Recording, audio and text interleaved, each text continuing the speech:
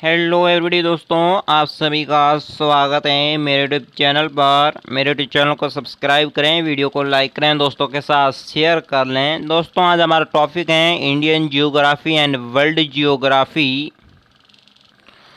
तो दोस्तों भारत का भूगोल माजिद हुसैन की जो सिविल सेवा परीक्षा के लिए एक सफल मार्गदर्शन है वो दोस्तों प्लस भारत एवं विश्व का भूगोल सिविल सेवा के लिए बनाई गई पुस्तक का 5वां संस्करण आज मैं इस वीडियो में लेके आया हूँ। तो संपूर्ण रूप से बेस्ट महत्वपूर्ण नोट्स को मैंने इस वीडियो में डिफेंस किया है। तो चलिए दोस्तों बिना टाइम गवाए वीडियो को करते हैं शुरू। और भारत का भूगोल माजिद हुसैन और विश्व का भूगोल माजिद हुसैन की बुक का आज पूरा संकलन करने वाला हूं। तो दोस्तों इस वीडियो को आगे से आगे शेयर करें और 200 मिलियन व्यूज से अधिक बढ़ाने में थोड़ा सहयोग करें।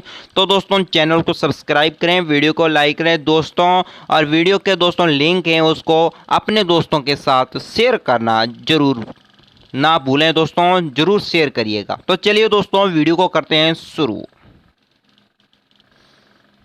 तो आज हमारा टॉपिक सबसे पहला टॉपिक है यहाँ पर भारत के भूगोल के परिचय के संबंधित।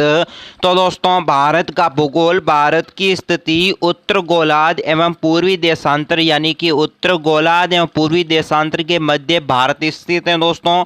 अब देखिए भारत की आकृति दोस्तों कैसी है, चतुष्कोणीय। भारत का अक्षांशीय विस्तार 8 डिग्री 4 पॉइंट से 37 डिग्री 6 पॉइंट उत्तरी गोलार्ध है। और दोस्तों आगे देखिए देशांतर विस्तार 68 डिग्री 7 पॉइंट से 97 डिग्री 25 पॉइंट पूर्वी देशांतर के मध्य है। भारत का विश्व में क्षेत्रफल की दृष्टि से दोस्तों 7वां स्थान है और जनसंख्या की दृष्टि से दूसरा स्थान है। ध्यान रख लेना मित्रों, विषय भारत का विश्व में क्षेत्रफल की दृष्टि से 7वां स्थान है और दोस्तों जनसंख्या की दृष्टि से दूसरा स्थान है। अब देखिए आगे भारत का कुल क्षेत्रफल दोस्तों 32,87,263 वर्ग किलोमीटर जो कि विश्व की कुल जनसंख्या का दोस्तों 2.42% है। भारत में विश्व की कुल जनसंख्या का 17.5% हिस्सा दोस्तों भारत में निवास करता है। उत्तर में दक्षिण तक विस्तार है दोस्तों 3,214 किलोमीटर और पूर्वी दोस्तों पश्चिम से विस्तार है 2,933 किलोमीटर। अब दोस्तों देखिएगा भारत का सबसे पूर्वी बिंदु अरुणाचल प्रदेश का वालांगू जो किबुथु नाम का है वो माना जाता है। और दोस्तों सबसे पश्चिमी बिंदु है वो है गुजरात के सरकरी का कच्छ जिला है वो है। और दोस्तों सबसे उत्तरी बिंदु है इंदिरा कॉल जो कि दोस्तों लेह में स्थित है, केंद्र शासित प्रदेश लेह है वहां पर। और दोस्तों सबसे दक्षिणतम बिंदु इंदिरा पॉइंट है। इंदिरा पॉइंट सबसे पहले इसे पिगुमेनियम पॉइंट या दोस्तों पार्सनो पॉइंट के नाम से जाना जाता है, ध्यान रख लेना। और इंदिरा पॉइंट दोस्तों निकोबार जो द्वीप समूह में स्थित है और दोस्तों इसकी भूमध्य सागर से दूरी है 877 किलोमीटर। अब देखिएगा यहाँ पर ध्यान रख लेना प्रायद्वीपीय भारत का सबसे जो दक्षिणतम भाग है तमिलनाडु, वो से तमिलनाडु के कन्याकुमारी में स्थित है जिसका नाम है केप कोमोरिन। ठीक है, ध्यान रख लेना ये दक्षिणतम भाग भारत का दक्षिणतम भाग का। ठीक है, अब भारत की स्थलीय सीमा की लंबाई है 15,200 किलोमीटर। तटीय भाग की लंबाई दोस्तों 7,516 किलोमीटर। द्वीप समूह को मिलाकर मैं बता रहा हूं। और साथ में दोस्तों ध्यान रख लेना केवल भारतीय प्रायद्वीप की तटीय सीमा दोस्तों कितनी है 6,100 किलोमीटर। ठीक है, 6100 किलोमीटर। अब देखिए दोस्तों भारतीय मानक समय की रेखा 82 डिग्री 30 पॉइंट पूर्वी देशांतर पर है और भारत का मानक समय रेखा 5 राज्यों से होकर गुजरता है, उत्तर प्रदेश, छत्तीसगढ़, मध्य प्रदेश, आंध्र प्रदेश और ओडिशा। अब देखिएगा इससे आगे यहाँ पर देखिएगा भारत मानक समय ग्रीनविच समय के बीच में अंतराल दोस्तों कितना है। भारत का समय मानक है और दोस्तों मानक समय और दोस्तों ग्रीनविच का समय के बीच में 5.5 घंटे का अंतराल है। और दोस्तों आगे भारतीय समय में ग्रीनविच समय को आगे चलता रहता है। और सर्वाधिक राज्यों में सीमा छूने वाला भारतीय राज्य कौन सा है, उत्तर प्रदेश।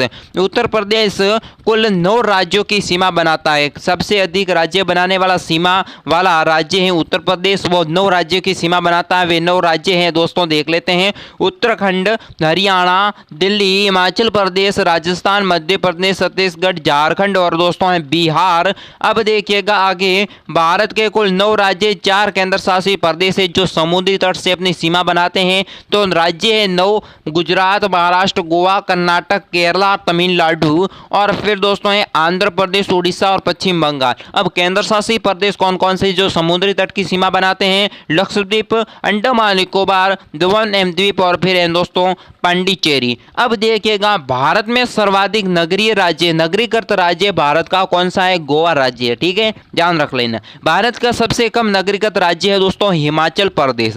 भारत का मध्य प्रदेश सबसे अधिक वन वाला राज्य कौन सा है? भारत का मध्य प्रदेश है। भारत का दोस्तों हरियाणा सबसे कम वन वाला राज्य है हरियाणा। और भारत का दोस्तों मैनीसराय, मेघालय में सबसे अधिक वर्षा मैनीसराय में होती है। अब देखिए, भारत में केंद्र शासित प्रदेश लेह में सबसे कम वर्षा कहाँ होती है? लेह में होती है।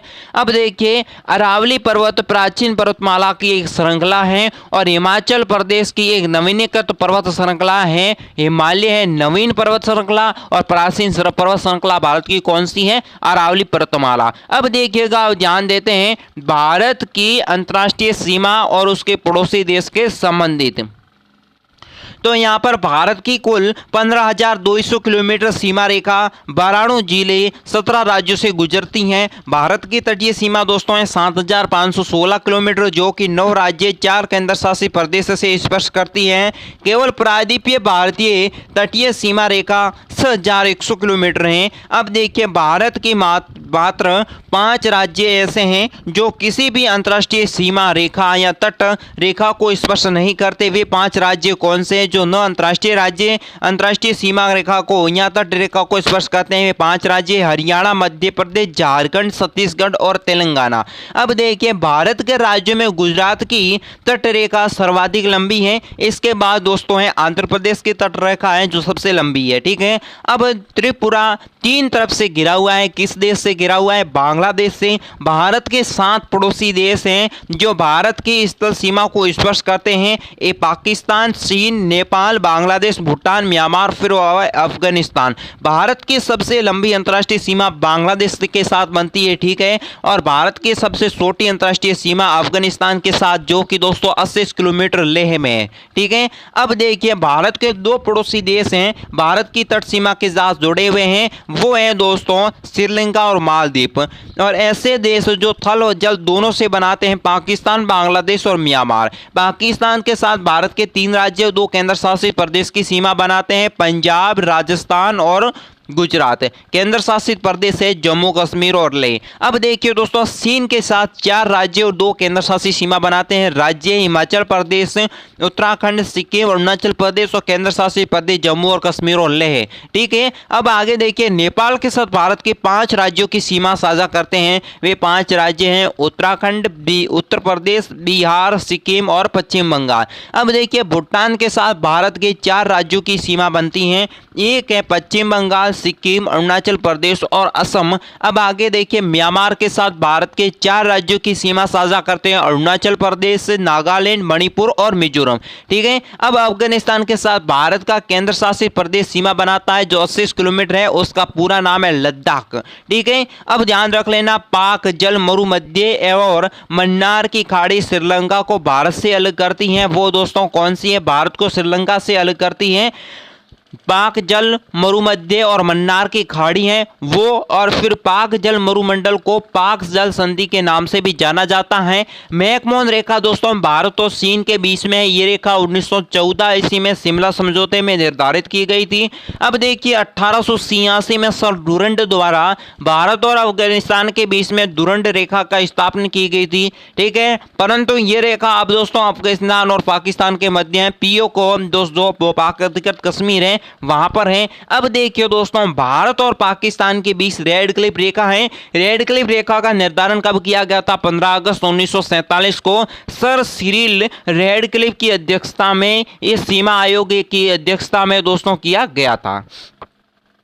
अब देखो दोस्तों, ध्यान देते हैं भारत के द्वीप समूह पर। भारत के द्वीप समूह में भारत के पास कुल 1208 द्वीप समूह हैं, जो कि छोटे द्वीप समूह को मिलाकर हैं। अंडमान निकोबार द्वीप समूह सबसे बड़ा द्वीप समूह है दोस्तों। लक्षद्वीप सबसे छोटा द्वीप समूह है। अब देखिए अंडमान निकोबार पर ध्यान देते हैं। बर्मा म्यांमार में हिमाचल प्रदेश को अराकान योमा पर्वत कहलाता है। इसे दोस्तों राखाइन पर्वतमाला भी कहते हैं, तथा दोस्तों इसका फैलाव उत्तर से दक्षिण की ओर और पर्वत श्रृंखला में आगे बढ़ते हैं तो दोस्तों बंगाल की खाड़ी समुद्र के नीचे ऊपर उठाती हैं और दोस्तों अंडमान निकोबार द्वीप समूह के नाम से जाना जाता है। अब देखते हैं दोस्तों, अंडमान निकोबार एक केंद्र शासित प्रदेश है, ध्यान रख लेना।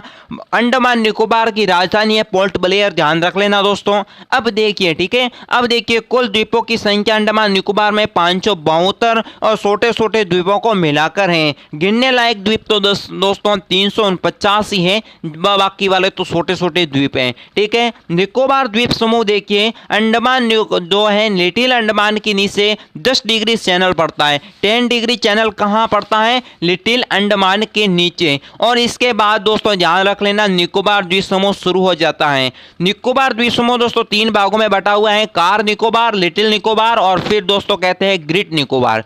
निकोबार द्वीप समूह का सबसे अधिकतम बिंदु दक्षिणी बिंदु है, जो कि दोस्तों ध्यान रख लेना भारत का है, दक्षिणी बिंदु है। और ग्रेट निकोबार पर ये पड़ता है, जिसे कहता है इंदिरा पॉइंट, यहाँ दोस्तों इसे कहते हैं पिंक मिलियन पॉइंट के नाम से जाना जाता है। 2001 की सुनामी में ये डूब चुका था।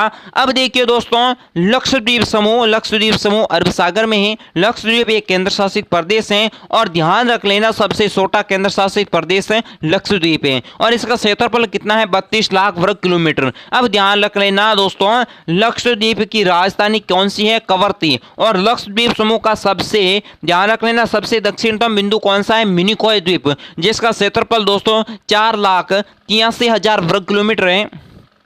सॉरी, इसका क्षेत्रफल 4.83 वर्ग किलोमीटर है, ठीक है, 4.83 वर्ग किलोमीटर, ठीक है। अब ध्यान रख लेना, भारत के नदी तंत्र, गंगा नदी तंत्र, ब्रह्मपुत्र नदी तंत्र और सिंधु नदी तंत्र पर चर्चा करेंगे। फिर बाकी वाली नदियों पर हम चर्चा करेंगे, प्रायद्वीपीय भारत की नदियां और हिमालय की नदियां, तो ठीक है। गंगा नदी दोस्तों देखिएगा, भागीरथी नदी गंगोत्री हिमनद से दोस्तों गोमुख नाम के स्थान से दोस्तों भागीरथी नदी निकलती है, ठीक है। अलकनंदा नदी दोस्तों भागीरथी नदी के पास संतोपत ग्लेशियर से निकलती हैं। देवप्रयाग दोस्तों ध्यान रख लेना, ये प्रश्न अधिक बार पूछा जाता है। देवप्रयाग में अलकनंदा और भागीरथी नदी मिलती हैं और उसके बाद एक नदी बन जाती है जिसका नाम है गंगा नदी, ध्यान रख लेना, ठीक है, गंगा के नदी के नाम से जानी जाती है। देवप्रयाग में पहले दोस्तों अलकनंदा नदी, पंचप्रयाग यानी सभी उत्तराखंड में अलग अलग नदियों में मिलते हैं। अब दोस्तों विष्णुप्रयाग नाम के स्थान पर अलकनंदा में धौलीगंगा नदी मिलती है। नंदप्रयाग में ध्यान रख लेना अलकनंदा में नंदाकिनी नदी मिलती है, ठीक है। अब ध्यान रख लेना कर्णप्रयाग में अलकनंदा में पिंडर नदी मिलती है। रुद्रप्रयाग में अलकनंदा में मंदाकिनी नदी मिलती है और देवप्रयाग में अलकनंदा प्लस भागीरथी नदी मिलती है, ठीक है। अब ध्यान देते हैं आगे, यमुनोत्री हिमनद में गंगा नदी की सबसे बड़ी सहायक नदी कौन सी है? यमुना नदी है, जो कि इलाहाबाद में प्रयाग में जाकर दोस्तों गंगा में मिलती है। अब ध्यान रख लेना, गंगा भारत की सबसे लंबी नदी है। भारत की सबसे लंबी नदी कौन सी है? गंगा नदी है। अब दोस्तों आगे हैं कानपुर, बनारस, पटना, हरिद्वार, ये सब गंगा नदी के किनारे बसे हुए हैं। गंगा नदी दोस्तों सबसे पहले हरिद्वार के मैदान में आती है। अब देखते हैं, पश्चिम बंगाल में गंगा नदी 2 भाग में बढ़ जाती है। एक भाग में को कहते हैं हुगली नदी, दूसरे भाग को कहते हैं पद्मा नदी। तो देख लीजिए, हुगली नदी आगे बढ़कर बंगाल की खाड़ी में दोस्तों गिर जाती है। यह नदी के किनारे दोस्तों कलकत्ता शहर बसा हुआ है। दूसरे भाग में दोस्तों बांग्लादेश में प्रवेश कर जाती है दूसरी नदी, 2 भाग में बढ़ती है तो, और उसे कहते हैं पद्मा के नाम से जाना जाता है। दूसरी तरफ से ब्रह्मपुत्र नदी दोस्तों बांग्लादेश में प्रवेश करती है, जो जमुना नदी के पास जमुना नदी के नाम से जानी जाती है ब्रह्मपुत्र नदी। और ब्रह्मपुत्र और गंगा दोनों ये नदियां पद्मा और जमुना दोनों मिल जाती हैं। ये दोनों बड़ी नदियां पद्मा, गंगा और जमुना इन ब्रह्मपुत्र बांग्लादेश के नाम पर बांग्लादेश में मिल जाती है। मिलने के बाद ये नदी पद्मा नदी के नाम से जानी जाती है।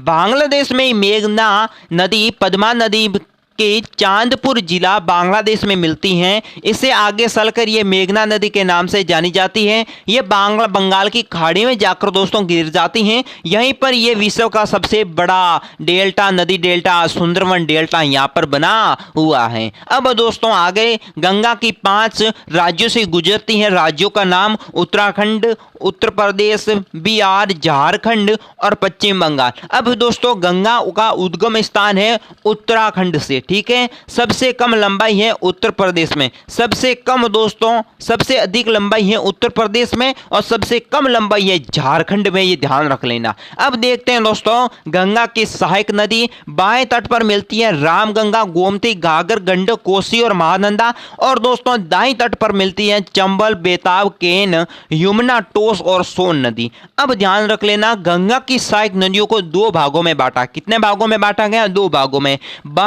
दाईं ओर से मिलने वाली नदियां और फिर है बाईं ओर से मिलने वाली नदियां। तो दोस्तों दाईं ओर से गंगा में मिलने वाली नदियां यमुना, चंबल, बेतवा, फिर है दोस्तों कैन, टोस, सोन नदी। गंगा की दाईं ओर से मिलने वाली नदियां दोस्तों इसकी सहायक नदियां हैं, ध्यान रख लेना। दाईं तरफ से मिलने वाली नदियां केवल यमुना में ही एक ऐसी नदी है जो हिमालय से आती है, बाकी सब दोस्तों प्रायद्वीप से आती है। गंगा में मिलने वाली दाएं तट से मिलने वाली प्रायद्वीपीय पठार की तो सभी नदियां हैं, पर यमुना से आने वाली एक यमुना नदी है जो हिमालय पर्वत से आती है।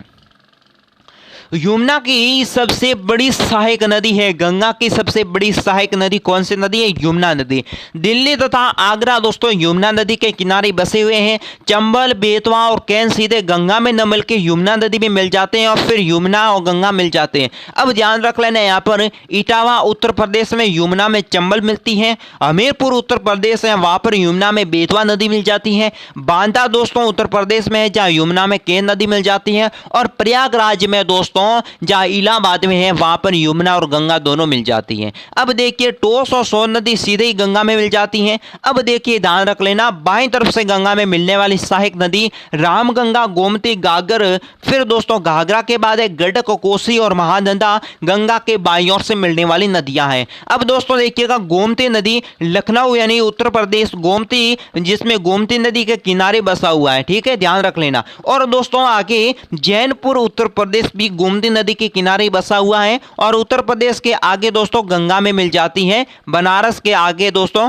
ये नदी गोमती नदी गंगा में मिल जाती है। अब दोस्तों महानदा है, महानदी नंदा नाम की नदी है। ये दोस्तों सबसे पूर्व सहायक नदी है जो दार्जिलिंग की पहाड़ियों से होकर आती है। नेपाल में दोस्तों आने के बाद घाघरा नदी पटना के थोड़े पहले गंगा में मिल जाती है। अब बात करते हैं गंडक नदी, इसका उद्गम तो नेपाल से है। यह नदी त्रिशूल गंगा या काली गंगा में दोस्तों मिल जाती हैं। और दोस्तों ये नेपाल की पहाड़ियों में दोस्तों सिलीग्राम नदी के नाम से जानी जाती है, ठीक है, ध्यान रख लेना। अब ये नेपाल के मैदानी भाग में आ जाती है और उसे दोस्तों कहते हैं नारायणी नदी। क्या कहते हैं? नारायणी नदी। अब बात करते हैं कोसी नदी पर। यह नदी दोस्तों बिहार के शोक के नाम से भी जानी जाती है क्योंकि ये हर वर्ष बिहार में बाढ़ का मुख्य कारण बन जाती है, इसलिए इसे बिहार का शोक कहा जाता है। अब दोस्तों जानते हैं ब्रह्मपुत्र नदी पर। ब्रह्मपुत्र नदी तंत्र को 2 भागों में बांटा गया है, हिमालय नदी तंत्र और प्रायद्वीपीय नदी तंत्र। ब्रह्मपुत्र हिमालय नदी तंत्र का भाग है। ब्रह्मपुत्र का उद्गम तिब्बत में होता है, मानसरोवर झील के पास दोस्तों सोमायुग दुंग ग्लेशियर नाम के स्थान से निकलती है, ठीक है। ब्रह्मपुत्र की कुल लंबाई है 2900 किलोमीटर और दोस्तों इस नदी का अधिकांश भाग चीन में प्रवाहित होता है। चीन का नाम, इसका नाम दोस्तों है यारलंग सांगपो के नाम से चीन में ये नदी ब्रह्मपुत्र नदी से नाम से नहीं जानी जाती, ठीक है। चीन में इस नदी को ब्रह्मपुत्र नदी को कहते हैं यारलंग और सांगपो के नाम से जानी जाती है। भारत में ये अरुणाचल प्रदेश में दोस्तों प्रवेश करती है। नमचा बरवा नामक एक पहाड़ी चोटी के कारण ये इसे यू टर्न या घूमकर आना पड़ता है। इस चोटी के कारण इसे यू टर्न यानी यूथ आकार के टर्न लेना पड़ता है, ठीक है। अरुणाचल प्रदेश में दिहांग के नाम से जानी जाती है ये नदी, ओके। फिर दोस्तों दिबांग या लेहिद नदी इसकी सहायक नदी अरुणाचल प्रदेश में मिलती है। इसके बाद दोस्तों माजुली द्वीप बनता है और इसे में दोस्तों विश्व का सबसे बड़ा द्वीप ये नदी बनाती है, जिसका द्वीप का नाम है माजुली द्वीप। अब देखिए आगे चलकर ये नदी असम में प्रवेश कर जाती है। असम में दोस्तों इसको कहते हैं ब्रह्मपुत्र नदी। गुवाहाटी, तेजपुर, डिब्रूगढ़, ठीक है, इसे डिब्रूगढ़ भी कहते हैं, जिसमें ब्रह्मपुत्र नदी का तट पर बने हुए हैं। ठीक है, सुबनसिरी नदी दोस्तों असम में इस नदी में मिलती हैं। मानस नदी दोस्तों असम में यहाँ पर मिलती हैं। और दोस्तों ब्रह्मपुत्र नदी अलग अलग राज्यों में अलग अलग नाम से जानी जाती है, ये ध्यान रख लेना। अब इनके क्या क्या नाम है अब देखिएगा। चीन में दोस्तों यारलंग सांगपो, अरुणाचल प्रदेश में इसे दिहांग या डिही के नाम से भी जाना जाता है, असम में ब्रह्मपुत्र, और दोस्तों बांग्लादेश में इसे जमुना नदी कहते हैं। क्या कहते हैं? जमुना नदी। अब देखिएगा आगे चलकर यह नदी बांग्लादेश में प्रवेश करती है। बांग्लादेश में दोस्तों ब्रह्मपुत्र नदी को जमुना नदी कहते हैं। ठीक है, ब्रह्मपुत्र की अन्य सहायक नदियां हैं, इनका नाम है दोस्तों पगलादिया के नाम से ब्रह्मपुत्र की सहायक नदी है। दूसरी है दोस्तों धनसिरी, फिर है दोस्तों जिया भरेली, फिर दोस्तों पुथीमारी, और फिर है धनसिरी नदी, फिर दोस्तों सुबनसिरी और मानस नदी इसकी सहायक नदियां हैं। अब बात करते हैं सिंधु नदी तंत्र पर। सिंधु नदी तिब्बत के मानसरोवर के निकट दोस्तों सानो-ख्याबाब सिन-ए-बाब ग्लेशियर से निकलती हैं। भारत के केंद्र शासित प्रदेश लेह नाम का स्थान है, वहां पर भारत में प्रवेश करती हैं। फिर दोस्तों पाकिस्तान में चली जाती हैं, फिर दोस्तों अरब सागर में जाकर ये नदी गिर जाती है। सिंधु नदी तंत्र की 5 सहायक नदियां हैं। पंचनद, झेलम दोस्तों लेह के बेरीनाग के पास शेषनाग झील से झेलम नदी निकलती है, आगे जाकर यह चेनाब में मिल जाती हैं। अब देखिए चेनाब नदी का उद्गम दोस्तों कहां से होता है? हिमाचल प्रदेश से। अब बात है रावी हिमाचल प्रदेश से निकलती है और पाकिस्तान में जाकर चेनाब नदी में मिल जाती हैं। अब दोस्तों व्यास नदी का उद्गम और विलय दोनों भारत में ही होता है। हिमाचल प्रदेश से दोस्तों निकलती है, पंजाब के कपूरथला हरिके में दोस्तों सतलुज नदी में ये मिल जाती हैं। सतलुज नदी दोस्तों तिब्बत में मानसरोवर के निकट राक्षस ताल हिमनद से निकलती हैं, भारत में ये दोस्तों हिमाचल प्रदेश में प्रवेश कर जाती हैं। जबकि ध्यान रख लेना दोस्तों सिंधु नदी लेह में प्रवेश करती हैं और सतलुज पंजाब में ब्यास नदी में मिल जाती हैं। आगे चलकर ध्यान रख लेना दोस्तों पाकिस्तान में ये चेनाब नदी में मिलती हैं, और पहले ये दोस्तों झेलम और रावी दोनों मिल चुकी होती है, और दोस्तों सतलुज नदी है वो सिंधु नदी में मिल जाती है, और इसलिए इसे कहते हैं पंचनद के नाम से जानी जाती है। अब दोस्तों सिंधु की सहायक नदियां झेलम, चेनाब, रावी, व्यास और सतलुज है। ठीक है, अब देखिएगा आगे सिंधु की 2 नदियां तिब्बत से आती हैं, सिंधु नदी और सतलुज नदी 2 तिब्बत से आती हैं। अब देखिए सिंधु व सतलुज दोनों ही नदियां मानसरोवर के निकट से निकलती हैं, परंतु दोस्तों ग्लेशियर नाम पर अलग अलग हो जाती हैं। अब देखिएगा दोस्तों सिंधु नदी सानो-ख्याबाब, जिसको कहते हैं सिन-का-बाब हिमनद से निकलती है सिंधु नदी। ठीक है, ध्यान रख लेना। सतलुज नदी कहां से निकली है? राक्षस ताल हिमनद से। चेनाब, रावी, व्यास हिमाचल प्रदेश से। चेनाब निकलती है दोस्तों बारासला दर्रा के पास से। रावी निकलती है कागड़ा जिले के रोहतांग दरे से, और व्यास नदी निकलती है रोहतांग दरे के पास व्यास कुंड से। अब देखिएगा 5 नदियां जाकर सिंधु नदी में पाकिस्तान के पास पठानकोट में मिल जाती हैं।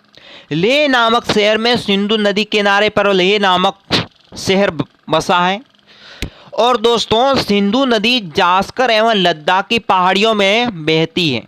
श्रीनगर दोस्तों झेलम नदी के किनारे बसा हुआ है। सतलुज नदी है वो हिमाचल प्रदेश के शिपकिला दरे के समीप प्रवेश करती हैं। इस नदी को लेकर भारत और पाकिस्तान में 1960 में दोस्तों सिंधु नदी जल समझौता हुआ था, और इसके अनुसार भारत इन शर्तों के लिए राजी हुआ था। वे शर्त कौन कौन सी है?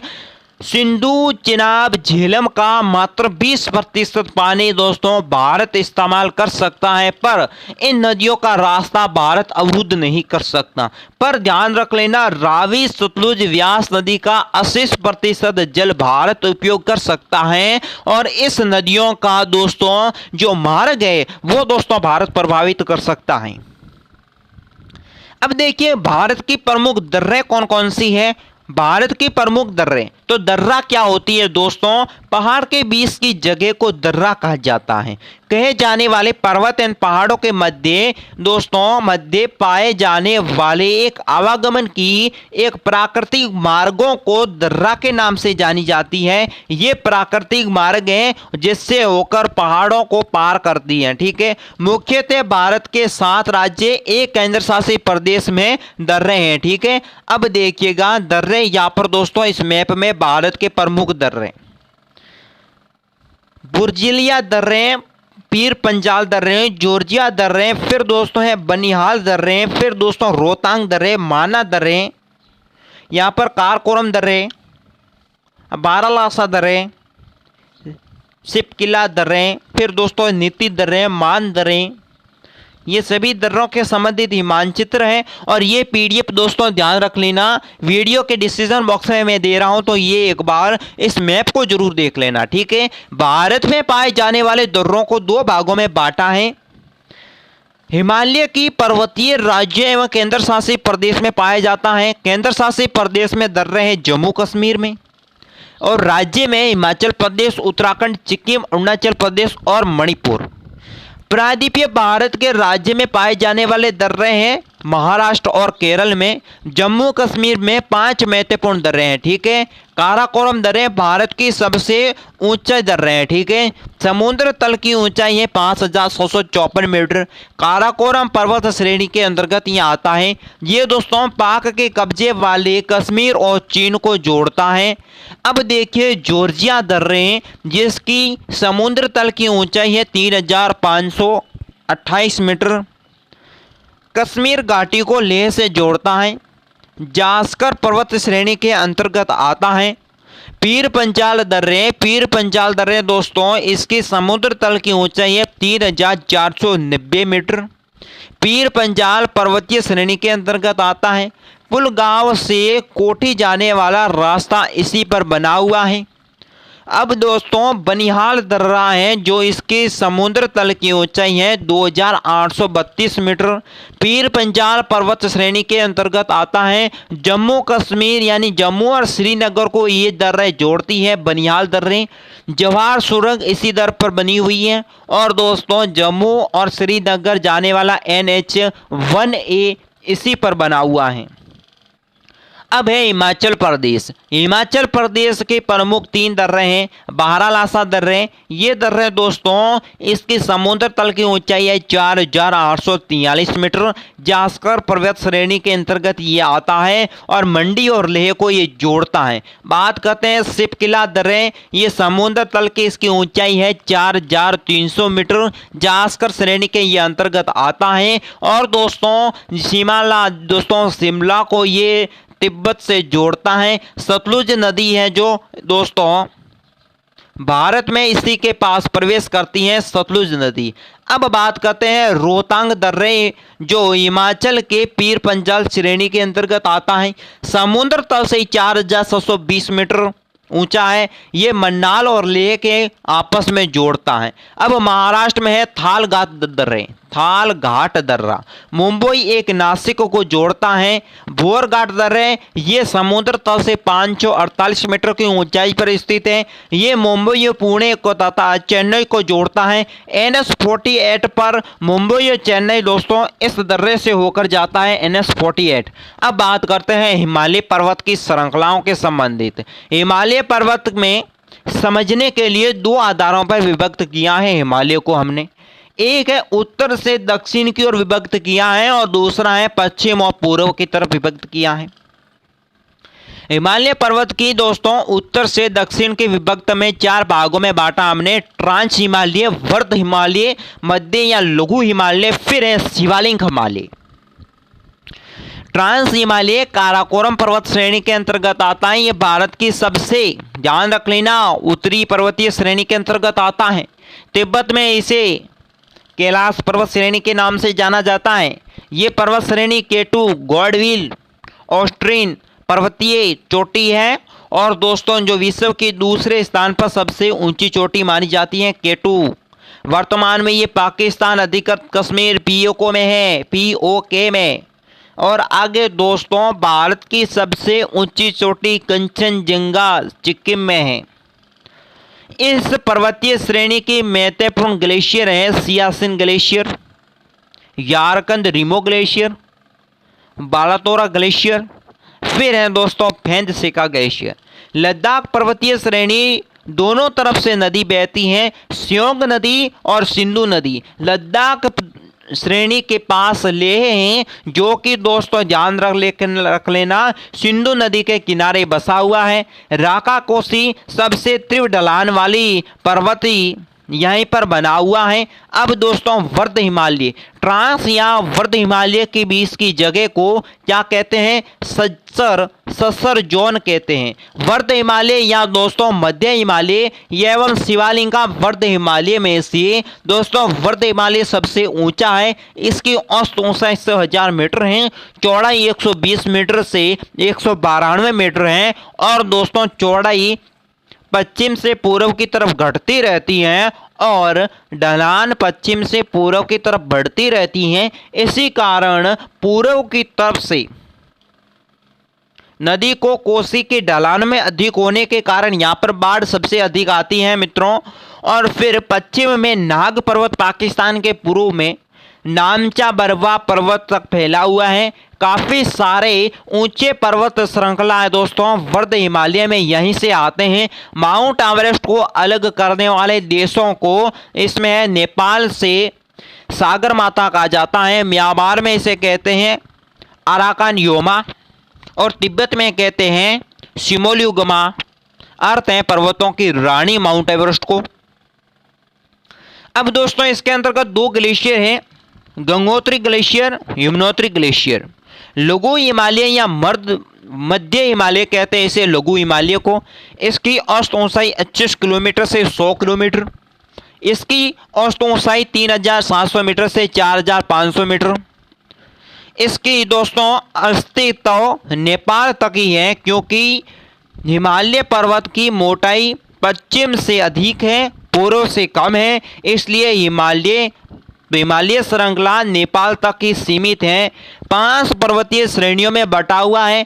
पीर पंजाल पर्वतीय श्रेणी जम्मू कश्मीर में है, धौलीगिरी हिमाचल प्रदेश में, मसूरी उत्तराखंड में, महाभारत श्रेणी नेपाल में और नागटिब्बा श्रेणी नेपाल में। अब बात करते हैं शिवालिका श्रेणी, सबसे बाहरी और नवीन हिमालय है। इसकी चौड़ाई 10 किमी से 50 किलोमीटर, ऊंचाई 900 किमी से 1200 किलोमीटर। मध्य हिमालय शिवालिका हिमालय के बीच में पाई जाने वाली घाटियों को दून या द्वार कहा जाता है, या इसे देहरादून और हरिद्वार।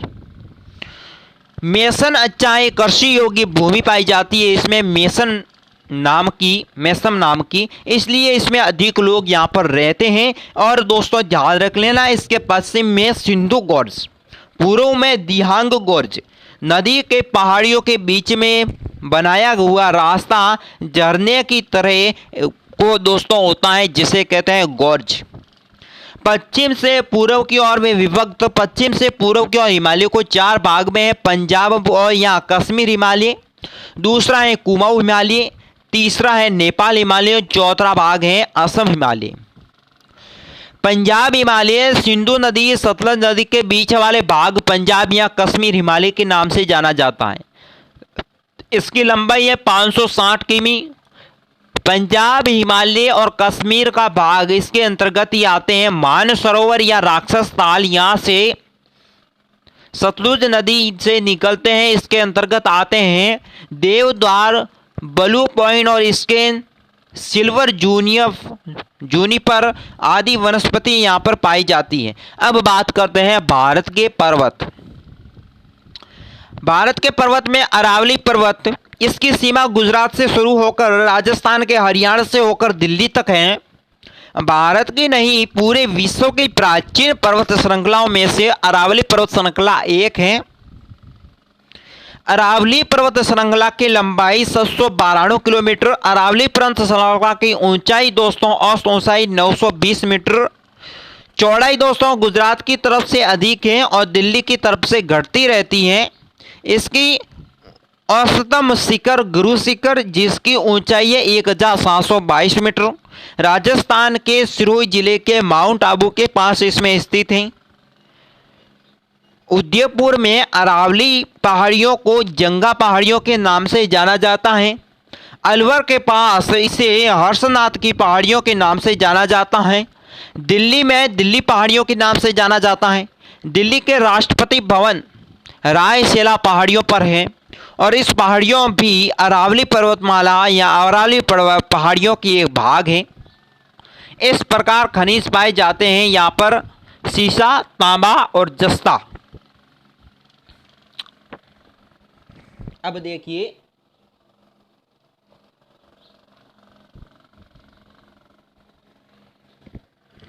शेर घाटी, शेर नाम का पहाड़ है 1597 मीटर, माउंट आबू के पास सिरोही जिले में स्थित है।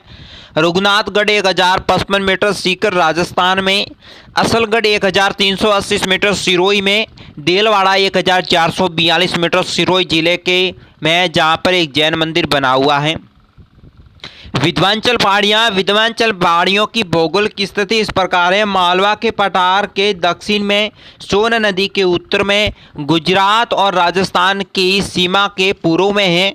गुजरात के शुरू होकर मध्य प्रदेश, उत्तर प्रदेश तथा बिहार तक जाती हैं। इसे पर्वत श्रृंखला को 3 भागों में बांटा गया है। भारनेर की पहाड़ियाँ मध्य प्रदेश, कैमूर की पहाड़ियाँ हैं उत्तर प्रदेश जो बिहार या मध्य प्रदेश में हैं, और फिर है दोस्तों पारसनाथ की पहाड़ियाँ झारखंड में। अब दोस्तों विंध्याचल पर्वत श्रृंखला की कुल लंबाई 1050 किमी कैमूर पहाड़ियों से मिलाकर है और विंध्याचल पर्वत पहाड़ियों की औसत ऊंचाई 300 से 600 मीटर। विंध्याचल के पर्वत श्रृंखला की सबसे उच्चतम बिंदु है सद्भावना शिखर, मध्य प्रदेश के भारनेर पहाड़ियों का एक हिस्सा है। सतपुड़ा की पहाड़ियाँ उत्तर में दोस्तों नर्मदा नदी बनती है, बहती है यहाँ पर सतपुड़ा की पहाड़ियों से। दक्षिण में ताप्ती नदी बहती है, दोनों ही ब्रश घाटियों में बहती हैं। सतपुड़ा की पहाड़ियाँ 3 भागों में बांटी गई हैं। राजपीपला की पहाड़ियाँ, महादेव की पहाड़ियाँ में देखिए सतपुड़ा की पहाड़ियों का सबसे उच्चतम बिंदु धूपगढ़ इसी का हिस्सा है। धूपगढ़ की चोटी पंचमढ़ी नगर के पास स्थित है और ताप्ती नदी का स्रोत भी महादेव भी पहाड़ियाँ यहाँ पर हैं। महादेव की पहाड़ियाँ, पूर्वोत्तर की पहाड़ियाँ, ये पहाड़ियाँ हिमालय पर्वत का एक हिस्सा है। ये पहाड़ियाँ 5 राज्यों में बटी हुई है, मेघालय, असम, नागालैंड, मणिपुर, मिजोरम। मेघालय में दोस्तों गारो, खासी, जयंती ये 3 पहाड़ियाँ हैं। जयंती पहाड़ियों के कुछ भाग असम में आते हैं।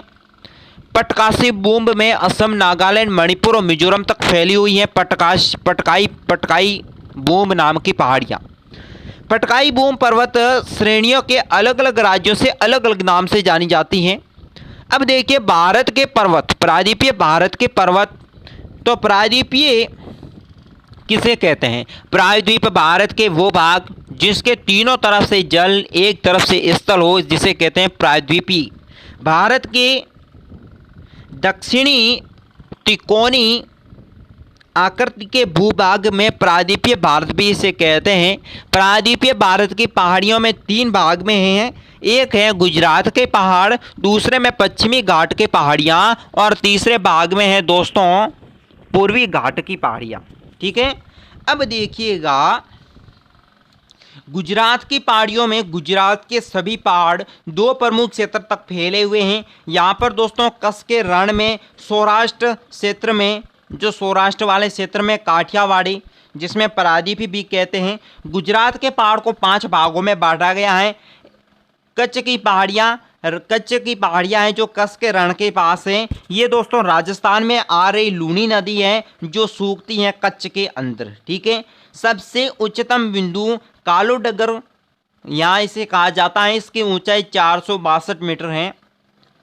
बारदा या दोस्तों बरड़ा की पहाड़ियाँ ये गुजरात के सौराष्ट्र वाले हिस्से में हैं। जामनगर क्षेत्र है, जामनगर क्षेत्र में ये पड़ती हैं। और दोस्तों ध्यान रख लेना, यहाँ पर बड़ा वन्य जीव अभ्यारण्य भी है।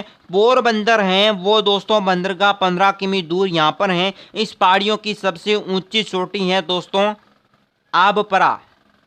और दोस्तों गिरनार की पहाड़ियाँ ये गुजरात के सौराष्ट्र वाले हिस्से में हैं। और इससे दोस्तों कहते हैं रोवात पहाड़ियाँ भी कहते हैं, जूनागढ़ के ये पास है। इसकी औसत ऊंचाई है 3500 फीट। उच्चतम दोस्तों बिंदु है गोरखनाथ। और इसका अशोक सम्राट के 14 अभिलेख दोस्तों यहाँ पर गिरनार की पहाड़ियों पर हैं। गिर पहाड़ियाँ गिर राष्ट्रीय उद्यान यहाँ पर हैं। एशियाई शेर दोस्तों गिर पहाड़ियों में पाए जाते हैं। मांडव पहाड़ियाँ ये गुजरात में हैं। यहाँ पर सबसे ऊंची चोटी यहाँ पर बनी हुई है। अब बात करते हैं पश्चिमी घाट की पहाड़ियाँ। पश्चिमी घाट में सह्याद्री पर्वतीय के नाम से जानी जाती हैं। पर्वत घाटी को दो भागों में बांटा गया है। कोंकण तट गुजरात से गोवा को पार करने कुछ कर्नाटक में है। मालाबार तट हैं जो कर्नाटक से केरल तक हैं। पश्चिमी घाट की प्रमुख पहाड़ियाँ निम्नलिखित हैं। सातमाला की श्रेणियाँ जिसमें नासिक महाराष्ट्र में है। उच्चतम बिंदु 1472 मीटर है। अजंता की पहाड़ियाँ औरंगाबाद में है। अजंता और एलोरा की गुफाएं यहाँ पर है। यूनेस्को की विश्व विरासत की सूची में है अजंता की पहाड़ियाँ दोस्तों। अब देखिएगा नीलगिरी की पहाड़ियाँ केरल तमिलनाडु कर्नाटक की सीमा पर पश्चिमी एवं पूर्वी घाट में मिलते हैं। यहीं पर दोस्तों नालगिरी पर्वत है। नालगिरी पर्वत यहीं पर है। इसका उच्चतम बिंदु दोदा बेटा यहाँ पर है और इसकी ऊंचाई है 2737 मीटर। पश्चिमी घाट की द्वितीय उच्चतम शिखर है। और इसमें दोस्तों नीचे पाल घाट की दर्रा भी यहाँ पर है। ऊटी और उटकमंड पर्यटक स्थल यहीं पर हैं। अन्नामलाई की पहाड़ियाँ केरल और तमिलनाडु की सीमा पर हैं। और इसकी उच्चतम बिंदु अन्नामुड़ी है ना, वो दोस्तों उसकी ऊंचाई 2795 मीटर है। ये दोस्तों पश्चिमी घाट की उच्चतम ऊंचाई का शिखर माना जाता है। अब बात करते हैं भारत के प्रायद्वीपीय पठारों पर। 3 भागों में बांटे गए हैं भारत के पठार। पश्चिम में अरब सागर, पूर्व में बंगाल की खाड़ी और दक्षिण में हिंद महासागर। पहाड़ या पठार में क्या अंतर है? पहाड़ एक शिखर होता है, पठार कोई शिखर नहीं होता। पठार पहाड़ों की तरह ऊंचे तो होते हैं परंतु ऊपर से दोस्तों कैसे होते हैं? समतल होते हैं। अरावली पहाड़ियाँ पूर्वी और पश्चिमी घाट पठारों में आते हैं। इसके अलावा भारत के महत्वपूर्ण पठार इसके अंतर्गत आते हैं मालवा का पठार, बुंदेलखंड का पठार, छोटा नागपुर का पठार, शिलांग का पठार और दक्कन का पठार इसके अंतर्गत आते हैं। मालवा का पठार 3 भागों में फैला हुआ है। गुजरात, मध्य प्रदेश और राजस्थान तक है। इसका निर्माण ग्रेनाइट से हुआ है। इसमें काली मिट्टी से ढका हुआ है। इसकी ऊंचाई 500 से 710 मीटर है और इसकी लावा निर्मित पठार भी कहा जाता है। इसमें कुछ लावा द्वारा बनी पहाड़ियाँ भी हैं और इसमें यमुना की सहायक चंबल नदी ने भी इसके मध्य भूभाग को प्रभावित करता है। और दोस्तों यहाँ पर ध्यान रख लेना, पश्चिम भाग में माही नदी ने भी इसे प्रभावित किया है। माही नदी अरब सागर में जाकर गिरती है। पूर्वी भाग में बेतवा नदी को प्रभावित करता है। मालवा का पठार है जो अरावली पर्वतमाला व विंध्याचल पर्वत के बीच में मालवा का पठार स्थित है। अब बात करते हैं दक्कन का पठार। दक्कन का पठार भारत का विशालतम पठार है। दक्षिण में दोस्तों 8 राज्यों तक फैला हुआ है। इस पठार का आकार त्रिभुजाकार है। सतपुड़ा और विंध्याचल के श्रेणियों में उत्तर सीमा है और यहाँ पर पूर्व और पश्चिम में पूर्व और पश्चिमी घाट यहाँ पर स्थित हैं। इसकी औसत ऊंचाई 700 मीटर है और इस पठार को 3 भागों में बांटा गया है। महाराष्ट्र का पठार इसमें काली मिट्टी और आर्किन पाई जाता है। अब बात करते हैं भारत के मैदानों क्षेत्र पर। भारत के मैदानों को 3 भाग में बांटा गया है। पूर्वी घाट के मैदान, पश्चिमी घाट के मैदान और उत्तरी भारत के मैदान। पूर्वी घाट के मैदान यहाँ पर दोस्तों आकार में ये भारत के मैदानों में छोटा और पश्चिमी घाट का मैदान बड़ा है। यहाँ पर गोदावरी, कृष्णा, कावेरी नदी के पास मैदान की चौड़ाई अधिक है। इसकी चौड़ाई दोस्तों उत्तर में दक्षिण की तरफ है और इसकी औसत ऊंचाई 100 किलोमीटर से 130 32 किलोमीटर है, ठीक है। और दोस्तों पश्चिमी बंगाल की हुगली नदी को लेकर तमिलनाडु तक फैला हुआ है। उड़ीसा में आंध्र प्रदेश की तरफ का मैदान उत्कल तट के नाम से जाना जाता है। किस तट के नाम से जाना जाता है मित्रों? उत्कल तट। आंध्र प्रदेश का तट कलिंग तट कहलाता है। कलिंग तट आंध्र प्रदेश का तट। इसी तट को लेकर सरकारी तट के नाम से, सरकार तट के नाम से भी जाना जाता है। आंध्र प्रदेश को लेकर तमिलनाडु तक के मैदानों को जिसमें कहते हैं कोरामंडल तट। और भारत के दोस्तों, भारत की कई प्रमुख नदियों की डेल्टा इसी ही नदी यानी इसी मैदान में बनते हैं। इस नदियों के प्रमुख नदियां अग्रसित यहाँ पर हैं। महानदी, गोदावरी, कृष्णा और कावेरी नदी यहाँ बहती हैं। अब बात करते हैं पश्चिमी घाट का मैदान दमन से लेकर कन्याकुमारी तक फैला हुआ है।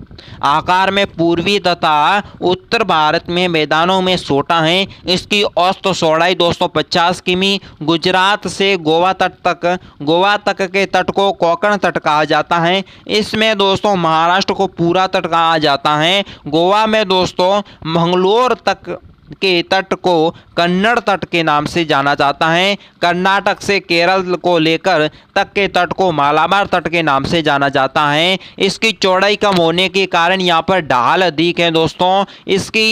जिस कारण इसमें दोस्तों नदियों की तीव्रता चलती रहती हैं और झरने भी बनाती हैं। नदियों की गति अधिक होने के कारण नदियाँ डेल्टा नहीं बना पाती, मछली पालन के लिए आदर्श स्थिति बनाती हैं। और दोस्तों बात करते हैं उत्तरी भारत के विशाल मैदान। भारत में सभी मैदानों में से ये विशाल मैदान सबसे विशाल मैदान है। इसकी औसत चौड़ाई 240 किलोमीटर से 320 किलोमीटर है। यह मैदान की समुद्री तल से ऊंचाई कम होने के कारण यहाँ पर दोस्तों नदियों की गति काफ़ी धीमी हो जाती हैं। अंत में नदियाँ अपने साथ लाए हुए अवसाद को यहाँ जमा कर लेती हैं, जो कि इस मैदान में विशालता मुख्य कारण है। इसको समझने के लिए इसमें 4 भागों में विभक्त किया गया है।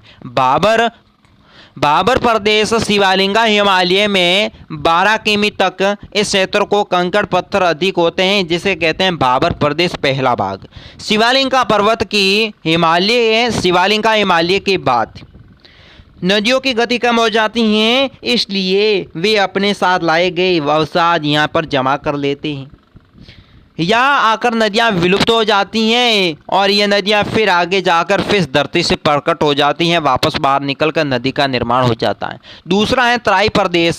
बाबर के नीचे वाली दलदली क्षेत्र को तराई क्षेत्र कहा जाता है। यहाँ पर जंगल में दोस्तों अजगर, मगरमच्छ आदि के साथ अन्य दोस्तों वन्य जीव भी पाए जाते हैं। और अंत में यहाँ पर कोई जनजाति दोस्तों नहीं रहती। वर्तमान में तराई के अधिकांश भूमि को कृषि योग्य भूमि बनाया जा रहा है। अब देखिए दोस्तों बागड़ प्रदेश है। इसे क्या है? नदी के दूर वाले क्षेत्र जो नदी द्वारा लाई गई मिट्टी में पाटा गया बागड़ प्रदेश कहलाता है। ये प्रदेश दोस्तों मैदान की ऊंचाई वाले क्षेत्र में होते हैं। इस प्रदेश में बाढ़ नहीं आती, जिस कारण यहाँ की मिट्टी का नवीनीकरण नहीं होता है। इस प्रकार यहाँ पर पुरानी जलोढ़ पाई जाती है। अब बात करते हैं खादर प्रदेश। यहाँ पर नदी के पास वाले क्षेत्र जहाँ पर बाढ़ आती है उसे खादर क्षेत्र के नाम से जाना जाता है। लगभग हर वर्ष बाढ़ आने के कारण यहाँ की मृदा का नवीनीकरण होता रहता है।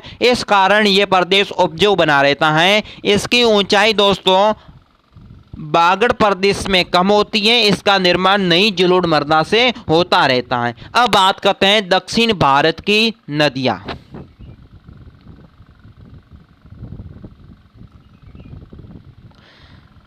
दक्षिण भारत की नदियों को 2 भागों में विभक्त किया गया है। बंगाल नदियां हैं जो बंगाल की खाड़ी में गिरती हैं, और दूसरी जो नदियां हैं वो अरब सागर की नदियां हैं।